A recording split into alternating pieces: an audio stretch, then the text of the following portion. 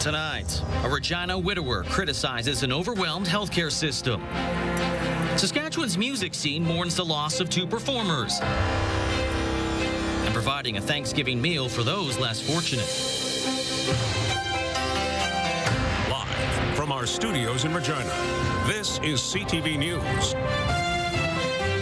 Good evening. A Regina man believes his wife received inadequate care while being treated for brain cancer. Now, it's not because of the health workers themselves, but because of an overwhelmed system. Wayne Mantika has his story.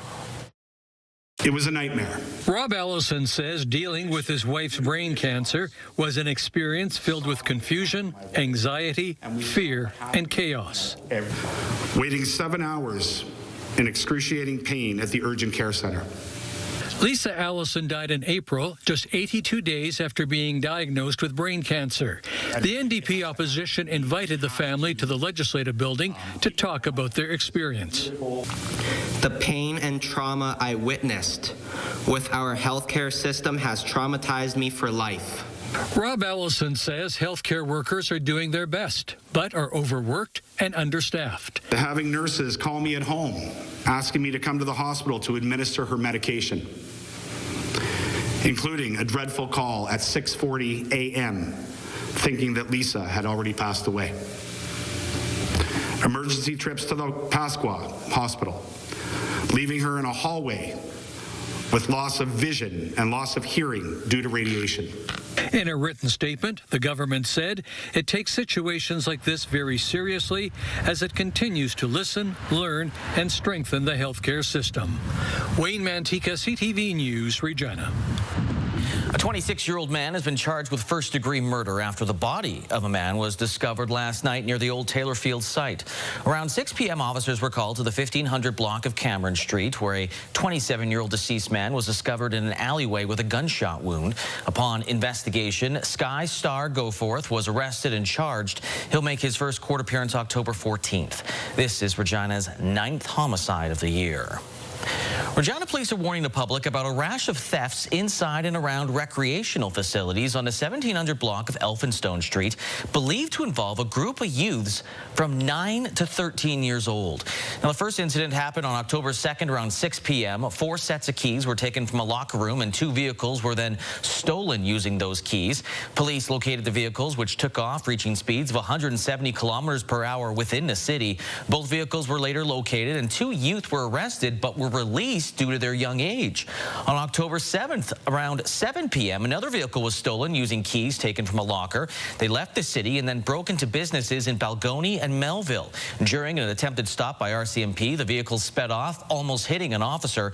The next morning, a 13-year-old was arrested. Police are reminding people to lock up valuables at public facilities.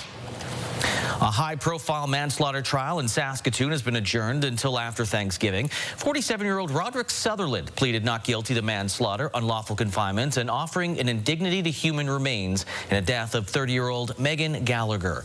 Court hearing Gallagher was killed inside a garage while restrained in a chair.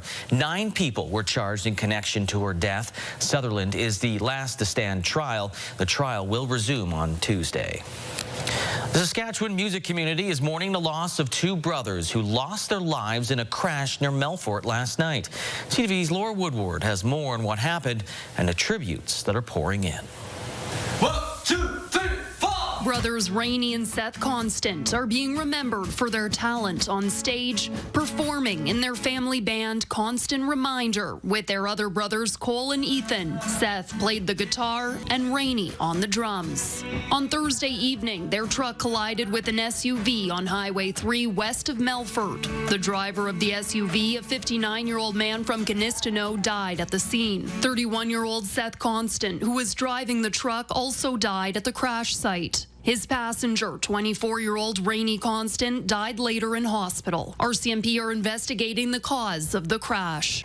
Sask Music says the brothers' passing is a major loss to the music scene, calling the musicians talented, hardworking, and passionate. Gordon McKenzie, a fellow musician and longtime fan, remembers first seeing them perform in 2016.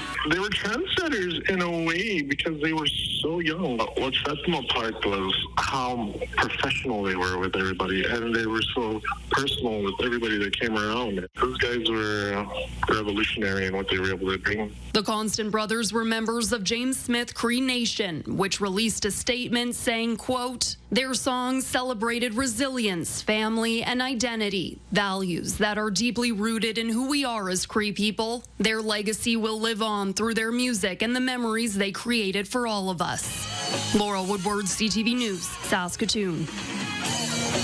RCMP are identifying a pedestrian killed east of Nipawin as a man who had been reported missing. 30-year-old Courtnall Flett from the Shoal Lake Cree Nation was walking along Highway 55 near Nipawin at 6 a.m. October the 2nd when he was hit by a vehicle. He died at the scene. Flett had been missing and was last seen the morning that he was hit. A class action settlement program is in its second year traveling across Canada, looking to connect with those who live through the Indian Boarding Homes program. 2 information sessions were held in Regina to get the word out to the roughly 5,000 to 6,000 people who were a part of the program in Saskatchewan. More than 24,000 claims have been filed so far across Canada.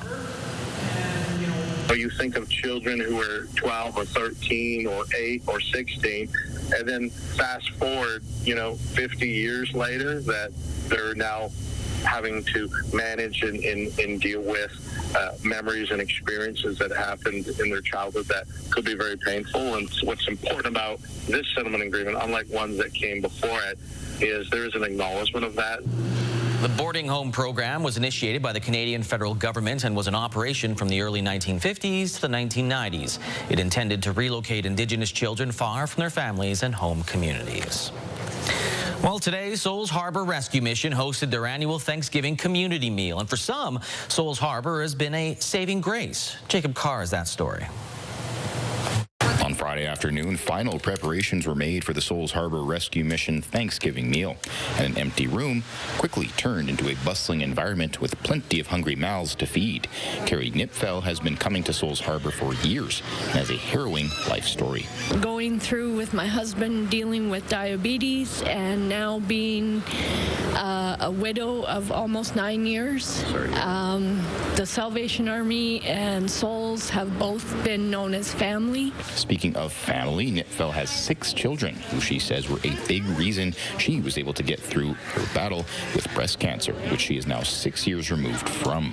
And she says Souls Harbor has stepped up whenever her family has needed them. If there was something that, they could help with, a little bit of food for managing for my children for till next child tax or next social assistance payments, they were there. Fitting then that Friday's feast was all about giving thanks. We want to give thanks to all of our volunteers, to all of our donors, and we want to make sure that our community feels loved and supported and that they have a place to go to have a special meal to share with their family and friends. Knipfel echoed that sentiment, being grateful for all those who have helped in her life. Just a gathering and to be thankful for everyone and just, to be in company of different people. Souls Harbor says they estimated around 500 people at the Thanksgiving celebration. Jacob Carr, CTV News, Regina.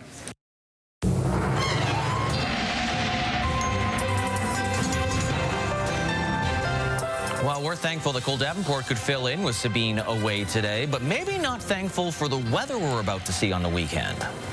Well, that's the thing, is that we are looking at a pretty wide band of precipitation that's going to bring either rainfall or snowfall, or in many cases both, to much of southern Saskatchewan over the course of the weekend, Lee. But we're not quite there yet. We do have another 24 hours or so of nice temperatures before we see a really significant drop-off in terms of those temperatures out there. Looking at your radar and satellite picture quickly, you can see a little bit of precipitation popping up in south central Saskatchewan, as well as some cloud cover. Shouldn't affect anything outside of those regions just yet, though. Here's a look at current temperatures remaining above 20, or at least in the double digits for all of the province. Looking at 15 in Yorkton, 18 for Regina and Weyburn, 22 in Moose Jaw, 20 in Swift Current, as well as East End, Cypress, and Rockglen. Saskatoon also hovering around that 20-degree mark. Let's take a look at your almanac. High today, 21.1 for Regina, low of -1.8. That is a little bit above average for this time of year, but again, the drop-off is on its way, Lee. Well, last week, the province announced a one-week antlerless elk hunt in the southern half of Saskatchewan aimed at reducing crop damage. But the move is sparking pushback from some hunters and the Saskatchewan Wildlife Federation, who say it could do more harm than good. CTV's Stacey Hine has the details. In an effort to reduce crop damage from elk, the province is adding a special antlerless elk hunt in the southern half of Saskatchewan from zones 1 to 55. The hunt runs November 20th to the 27th, targeting females and young males without visible antlers. But not everyone agrees with the decision. Clint Brownridge is a farmer and hunter from the Arcola area in zone 33. He's had elk damage his crops, but says this hunt goes too far. I'm opposed to it for several reasons. He says his zone has a healthy elk population, but not an overpopulation, and worries the extra hunt could do more harm than good. I don't think we even need the extra hunting pressure in our particular zone. I just think they really made a mistake by blanketing the whole southern Saskatchewan with. The Saskatchewan Wildlife Federation agrees, saying the hunt should be focused on trouble areas, not widespread. It also raises safety concerns, saying it overlaps with white-tailed deer season, and having two big game hunts at once could increase the risk for accidents. The Federation recognizes elk can be a problem for farmers, but says consultation is key. These knee-jerk reactions aren't moving the needle at all towards solving the issue out there. So we need to start getting together with the landowner representative groups. The Saskatchewan Association of Rural Municipalities supports the move, saying elk herds are putting pressure on farmers with damage that's often underinsured. The Ministry of Environment says complaints and compensation claims over elk crop damage have been rising in recent years, and that the minister is open to meeting with the Wildlife Federation. Stacey Hine, CTV News, Saskatoon. It's a busy week for Regina's downtown, with federal funding coming for the Gordon Block project and a discussion on downtown art and culture. From the Globe Theatre to initiatives like the Creative City Centre and the work of individual artists, Regina's Downtown Business Improvement District hosted a discussion on the topic at the Regina Public Library last night, exploring the role the arts play in building a vibrant downtown. Other topics included the challenges arts organizations and creators face, how businesses can play a role in supporting that growth, and more. It will help bring life and people back to the downtown. It's oftentimes the cultural sector that will invest in an area that needs revitalization and really bring it to life and make it a really cool space for people to be in and want to be in. It's part of a series of speaking sessions called the City Building Speakers Series. Well, most birds have started their migration south as winter is right around the corner, but around Wascana Lake, a bit of an odd sight. An outlier bird was spotted just south of the Broad Street Bridge. Damian Smith has the story. Peter Kirchuk was taking his daily 5-kilometer walk around Wascana Lake until he noticed a different type of beak among the usual birds. Different from a Canada goose in that they have long legs and they have a long neck and they're bigger. The bird he saw, a Sandhill crane amongst a gaggle of Canadian geese. The 3.5-foot tall bird seemingly left behind after its flock flew south for the winter. But I usually walk around Wascana Lake every morning, and I've been looking for them, but I haven't seen them. Turns out that this was not a new headline for wildlife rescuers, as this crane was under a bird's eye view this past summer and is only able to fly when trying to escape. We did have volunteers out earlier in the spring to take a look when we were first getting reports. They went out to try to catch the bird, and it flew just enough to go above their heads and evade capture. Though the bird doesn't have visible injuries, Dell is unconfident that the crane would be able to survive the winter, especially with the species being a vulnerable prey in the food chain. As she puts it, this crane could be an example of waterfowl being stuck in a grounded state that goes back several months ago. They have a wing injury that prevents them from flying, and they spend the whole summer on the ground very happily. And then fall comes and their flock flies off and they're left behind. And that is just nature. As winter approaches, Kerchuk will continue to keep an eagle eye on the wings at Wascana to see if his feathered friend is able to fly away before the snow does. Damien Smith, CTV News, Regina. A local fashion show is highlighting Indigenous art this weekend. The Fashion Native Runway Showcase and Arts Market is underway in Regina. Handmade Indigenous crafts and jewelry, and colorful and locally made. The fashion show component gets underway Saturday, showcasing the work of 19 designers from across Western Canada. But I started off modeling, and I, gathered my network of Indigenous designers, and I didn't feel like the Indigenous designers were getting enough attention, or it's basically they were treated like the token Indian. The runway show begins at 2 p.m. at the Doubletree Hotel. Still ahead, the Prime Minister gives a taste of what to expect in the federal budget, and why a jump in Canadian jobs last month isn't an indication of our tariff-fueled economy.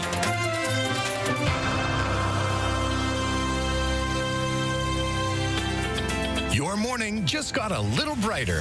Start your day with CTV Your Morning, and you could win $20,000. For your chance to win, watch CTV Your Morning Saskatchewan, weekday mornings 6 to 9. Intense pressure to make progress on trade and energy. Prime Minister Mark Carney unveiled a trio of small measures meant to lower costs and make tax filing easier, just weeks before he unveils his first ever federal budget. Rachel Aiello has more on Mark Carney's budget preview. Today, the Prime Minister took a long-promised step towards ensuring all Canadians are fully covered under this country's social safety net. Starting next year, the Canada Revenue Agency will automatically file taxes for low-income individuals. This program will pay out hundreds of millions of dollars in benefits in the next few years that would otherwise be left unclaimed. The Liberals are also making a pilot program that provides food to schools nationwide permanent, and are renewing the Canada Strong Pass, making museums, parks, and train tickets cheaper for a month over the December holidays and again for summer 2026. Since no one can possibly experience all that Canada has to offer in just a few short months. The announcement, the start of a political communication strategy. Today was a preview of some of the things we're going to see in the next federal budget. There's going to be more good news, trust me. That was exactly my question. Trust me. But not all see it as good news. They're printing cash to pay for their out-of-control spending.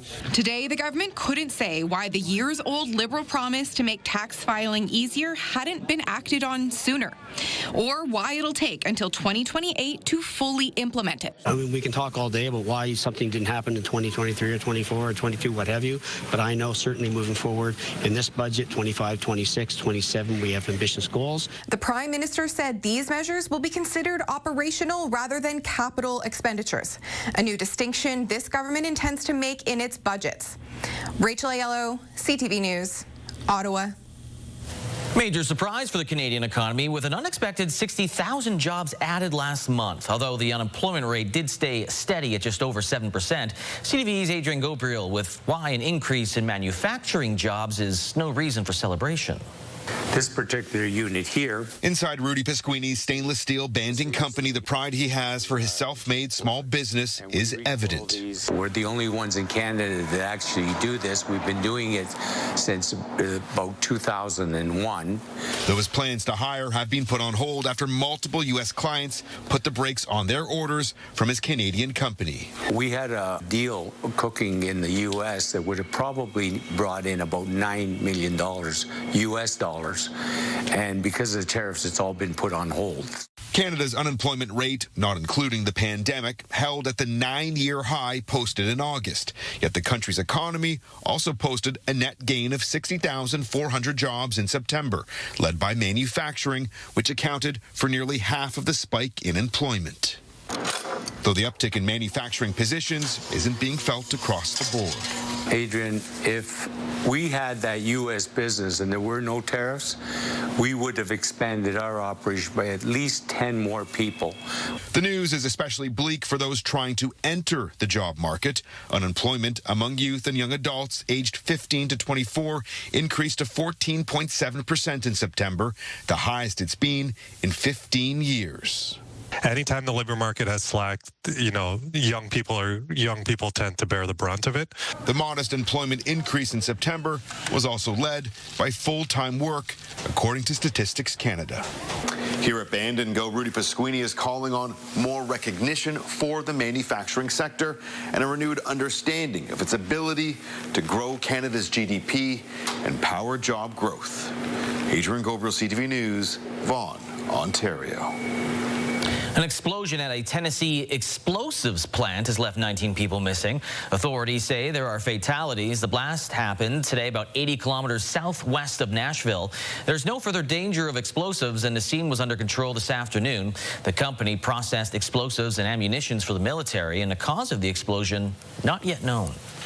In the Middle East, the ceasefire between Israel and Hamas has now been in effect for more than 12 hours. Thousands of displaced Palestinians began their journey home in Gaza after the first phase of the peace plan went into effect at noon local time today.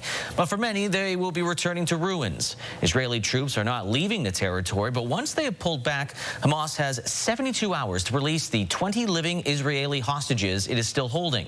Israel will free 250 Palestinian prisoners. Hundreds of trucks per day are also expected to begin surging into Gaza, carrying food and medical aid. U.S. President Donald Trump, who led the ceasefire deal, will travel to the region on Sunday. A Venezuelan opposition leader is this year's winner of the Nobel Peace Prize. The Norwegian Nobel Committee has decided to award the Nobel Peace Prize for 2025 to Maria Corina Machado. Machado being recognized for her struggle to achieve a democratic transition in the South American country. The Nobel Committee says the former opposition presidential candidate is a key unifying figure in the once deeply divided opposition to President Nicolas Maduro's government. Machado says she's humbled and grateful. This is a movement. This is a achievement of a whole society. I am just, one person. I certainly do not deserve this. Machado believes freedom for her country and peace for the region is very close. And on social media, she thanked the Venezuelan people, but also she thanked U.S. President Donald Trump, who was also nominated for a Nobel Peace Prize. Coming up, forget Chase and Sky. We'll introduce you to the real dogs providing search and rescue services.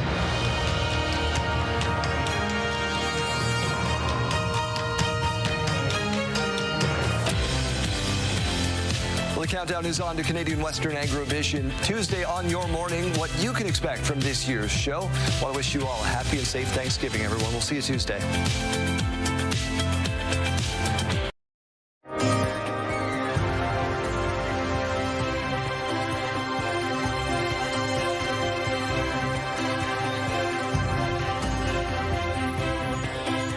Thanks for staying with us. Time now for a look at your full forecast. But first, a look at this beautiful sunset. As we see some of these earlier sunsets, that does mean that we can capture them here on the Skycam for you. And just look at that. That's fantastic.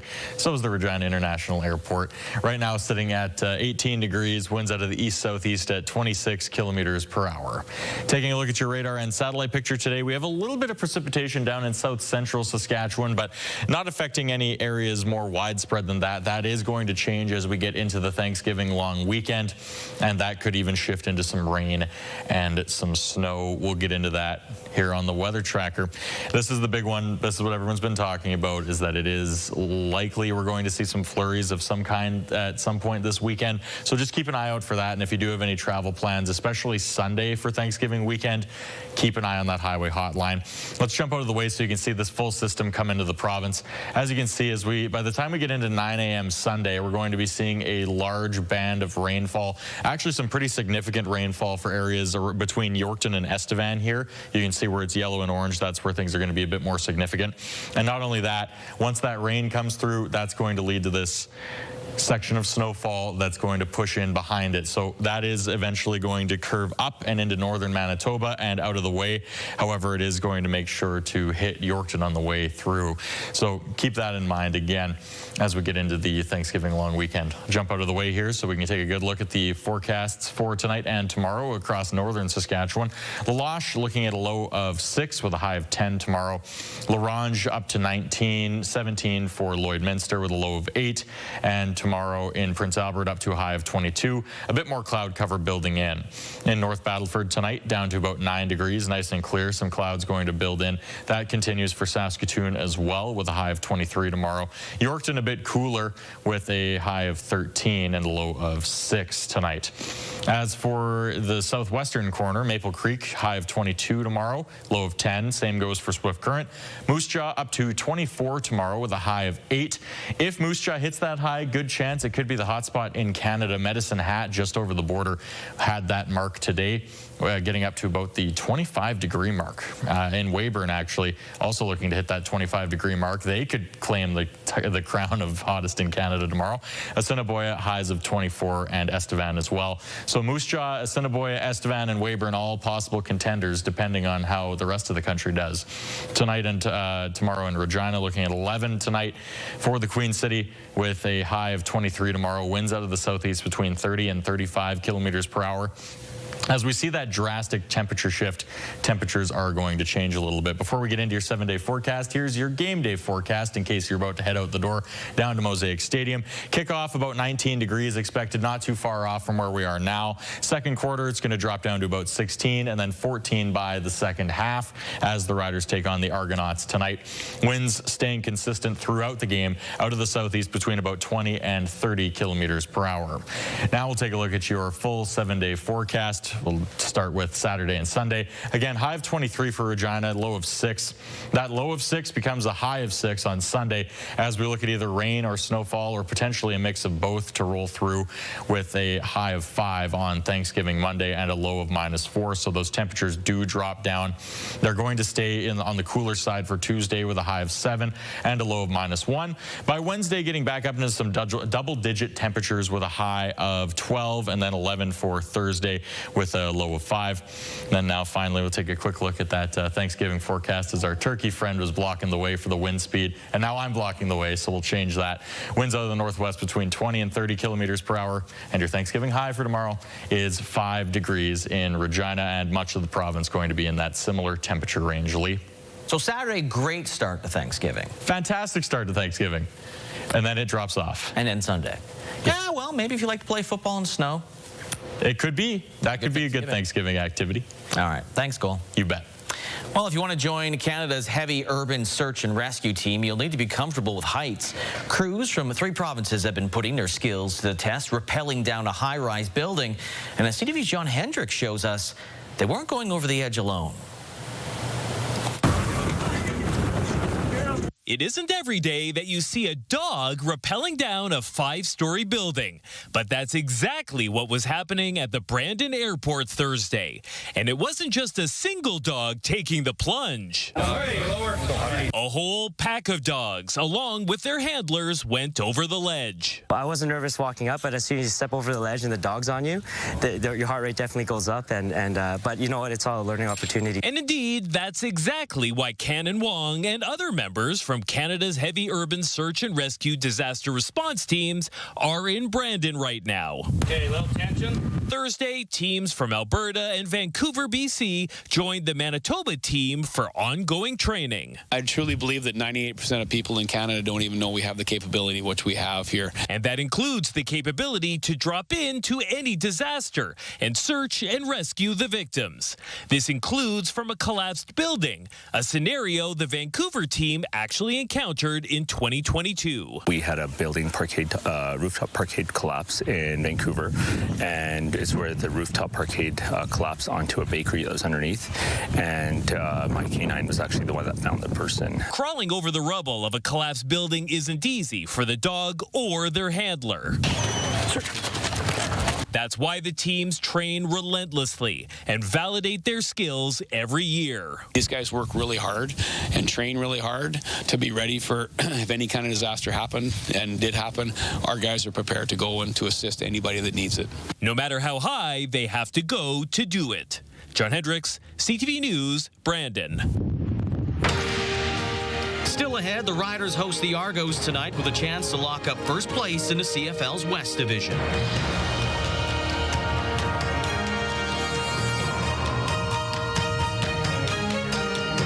Wardrobe consideration in part by Colin O'Brien Men's Shop. It's pretty simple for the Saskatchewan Roughriders. Beat the Toronto Argonauts tonight at Mosaic Stadium, and they will finish first in the West and host the divisional final. Now, the last time that these two teams met, it ended in spectacular fashion. Alford crosses the 20 to the 30 to the 40. He's got something to the 50. Come on races. No one's going to touch him. No flags down. Lock it off. Mario Alford's late return touchdown would give the Riders a 39-32 victory. Alford is returning to the lineup tonight after missing a few games with a hip issue. Riders will also see a new secondary with Roland Milligan Jr. and Tavon Campbell out. While out of the playoff hunt, Toronto has multiple starters not playing, including quarterback Nick Arbuckle, so Jared Dagey will get the call after throwing 4 interceptions against Hamilton. But like last week, the Riders say they are not going to take Toronto for granted. A lot of really good, obviously, coaches around the league as well. So if you don't come with it, man, you just, nothing needs to be talked about. We understood that from the jump. They've got guys that can really play, and so we've got to make sure that we come out on our P's and Q's, and we've got to be ready to execute, because if not, they'll let us know. And but I expect us to come out fast and be effective. You can watch the game on TSN starting at 7 o'clock. WHL and All Saskatchewan battle in Swift Current tonight as the Broncos welcome the Saskatoon Blades to the Innovation Plex. They're changing up as well. Panalakis comes in. Shot! Scores!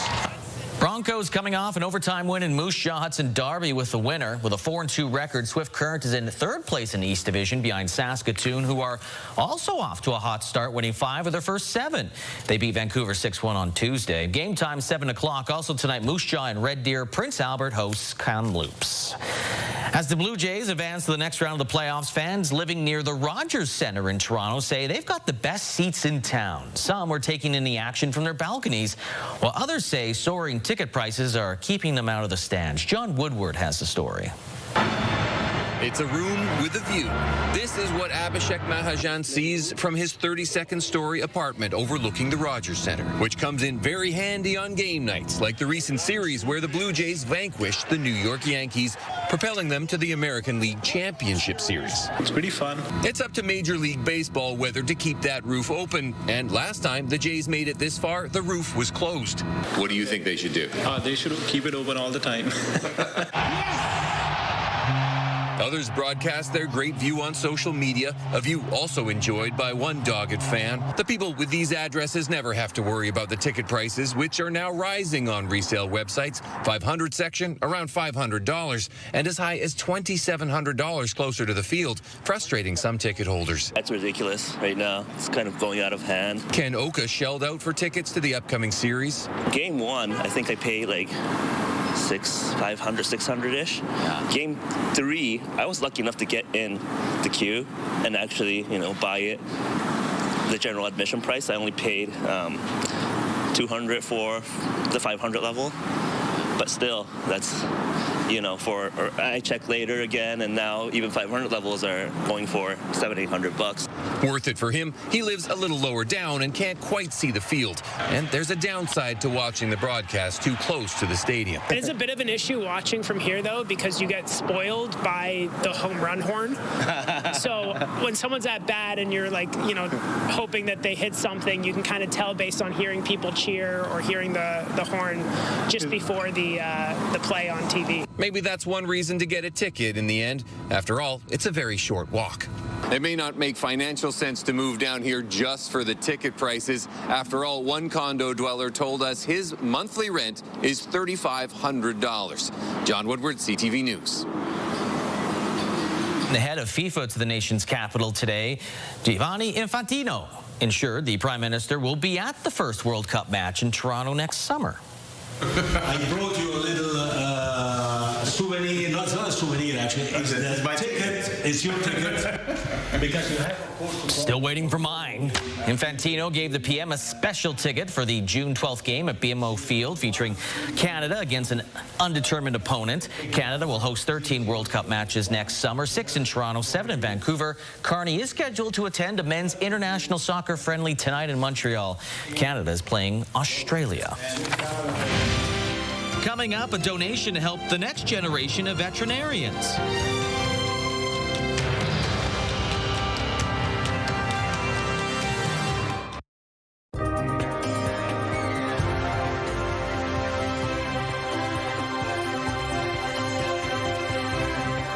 Time to take a look at your rural forecast for tomorrow. Look at some of the highs around the province. Looking fantastic to start the Thanksgiving long weekend, but it's not going to last. So let's take a minute to just bask in some of these warm temperatures. Looking at 23 in Watrous and Melfort, same for Hudson Bay and Outlook, 20 in Spiritwood, 21 in Kindersley, Wynyard 13, so a bit cooler for tomorrow, but the rest of the province won't be far behind you, Wynyard, don't worry. Moving to the south, looking at 22 in Leader and Maple Creek. Same goes for Rosetown. 23 for Lumsden, Pilot Butte, and Broadview. 24 in Assiniboia and Rockglen. Carlisle, high of 22. Coronach with a high of 26. That would be a contender to potentially be up with some of the heat records, but we'll just have to see how tomorrow plays out. Let's take a look now at Southie, where internet speeds of up to 1 gigabyte are available through SaskTel. Southie looking at a high of 24 tomorrow. Winds out of the southeast between 20 and 30 kilometers per hour. Again, a big band of precipitation is making its way through the province into Sunday morning, so be prepared for that. But otherwise, tomorrow looks fantastic.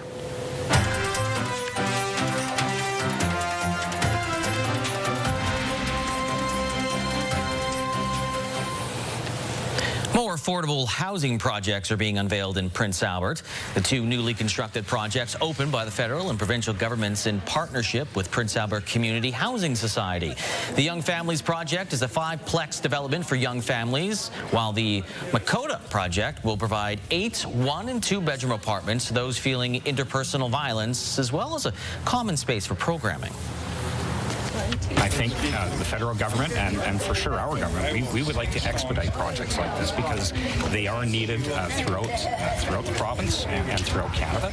And that's hopefully something that we're going to be able to get a better grasp of come November when the federal budget comes out. All new units will be filled by tenants this fall. A boost today for the Veterinary Technology Program at Saskatchewan Polytechnic. A $1 million donation from the Heather Ryan and L. David Dubé Foundation will go towards a veterinary technology simulation lab. The new lab will offer students a hands-on learning space to practice clinical techniques and hone their skills. The lab will be named in honor of the donor. What that shows is the community, individuals, very generous people in Saskatchewan are investing in Saskatchewan Polytechnic because they see us as part of the future. They're investing in our students. They're investing in the institution. This gift is about students and hopefully provides you with the facilities you deserve and you need to excel in your career. Today's donation is part of Saskatchewan's Polytechnic's Time to Rise campaign, which is now just 70%, a little bit over 70% of its goal. Yorkton residents may have caught a glimpse of city pickups carrying trees around town. It's part of the city's annual tree planting program. Matt Sharney, the city's park manager, says between the city's capital project in 2024 and their annual tree planting program, they've been able to plant 580 trees and shrubs around the city. Residents can spot the new greenery in Logan Flats or near the Yorkton sign at the corner of Highway 9 and Broadway. Yorkton regularly loses its trees either due to aging or disease like Dutch elm disease. To replace them, the city opted for young trees over saplings. Yorkton predominantly has poplars, elm trees, and some spruce. And mountain ash. We wanted to get away from that from diseases, change up the species so it makes it a lot easier to maintain. New trees arrive from Manitoba, and it will take about 10 to 15 years for them to fully mature. Stock markets, the TSX went down 419 points. Dow Jones also dropped 878 points. Canadian dollar continues to drop. It went down a little more than 1/10 cent to 71.43 cents US. Commodity front, gold's up $40.92. West Texas Intermediate crude down $2.55, while Western Canadian Select crude is down $1.07. So how's that gas looking in Regina? No movement there. It's currently sitting at $1.30.9 per liter.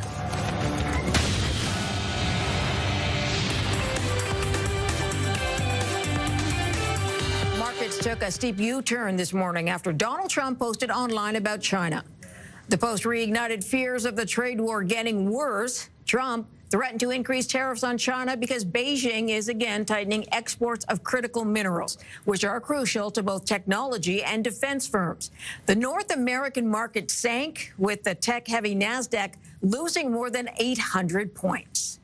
The Canadian economy gained 60,000 jobs in September, a far cry from the 5,000 anticipated. There was hiring in manufacturing and healthcare. The retail sector lost jobs. With more people looking for work, the unemployment rate stayed at 7.1%. Linamar will pay $300 million to buy the North American assets of Aludyne. Linamar is based in Ontario and makes vehicle parts. Aludyne is also an auto supplier. Those are your business headlines. I'm Marella Fernandez.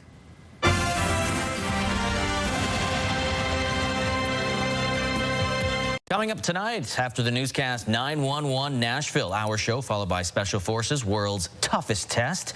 Then we've got 3 Big Bang Theories, E-Talk, and national and local news. I wonder what fire tornado will hit Nashville tonight. I don't know what the incident's going to be tonight. Some of them are chill. Like sometimes they go to the beach on those shows, you know. That's a 911. After her song naming Saskatchewan, many fans were hoping she'd come here, but her tour is not making any stops in Canada. However, the company Skyscanner is trying to change that. Chappell Roan has 2 shows in Pasadena tonight, starting today, and the company has put up billboards all over the city in hopes that she'll notice. They say if you're serious, Chappell, flights to Saskatchewan are $189 on Skyscanner. The campaign, dubbed Saskatchewan Detour, aims to spark some of the same kind of Canadian fan rally that we saw when Swifties demanded that Taylor Swift add some Canadian tour dates, which did eventually play out. We'll have to see where this one goes. We'll have to wait and see. Well, tonight, congratulations is in order for Yorkton's Dean Mirowski, winning the $1 million grand prize in the Roughrider and Children's Hospital Foundation's lottery. Now, there were more than 1,000 prizes up for grabs, and you can take a look at all the winners by logging on to riderchildrenslottery.ca. Also, the largest Lotto Max jackpot in Ontario's history has been claimed. I checked it on the app, and I thought it said $75,000, which was awesome, and until I realized there were a few more zeros. And then I looked again, and that's when it really hit me, that it was $75 million. First thing I said I got to do is I got to go tell my wife and share the news. David Hatt recently stepped forward, winning $75 million in the August 19th draw. Bought his ticket last minute, so for everyone that always gets them right away, wait until the last minute. That might be the strategy. You never know. Now look at how happy he looks. Well, he just won $75 million. What would you do with $75 million? I can't even say. I don't even know. It's too much money to think about at once. I thought you said I can't even say because you couldn't say it on television, but... Oh, no, not like that. Not like that.